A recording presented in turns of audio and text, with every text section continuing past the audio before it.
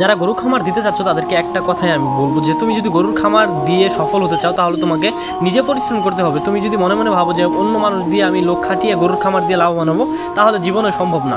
তুমি গরুর খামার যদি দিতে চাও তাহলে তোমার নিজে পরিশ্রম করতে হবে এবং খুঁটিনাটি বিষয় জানতে হবে গরুর বিষয়ে। তুমি যখন নিজে পরিশ্রম করতে পারবা গরুর খামারটাতে, তখন তুমি একটা ভালো প্রফিট পাবা। তোমার চাকরির দরকার নেই।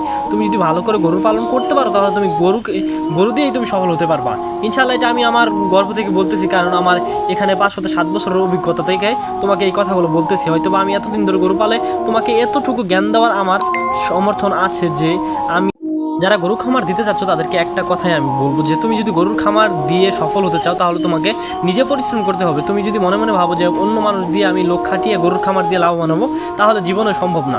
তুমি গরুর খামার যদি দিতে চাও তাহলে তোমার নিজে পরিশ্রম করতে হবে এবং খুঁটিনাটি বিষয় জানতে হবে গরুর বিষয়ে।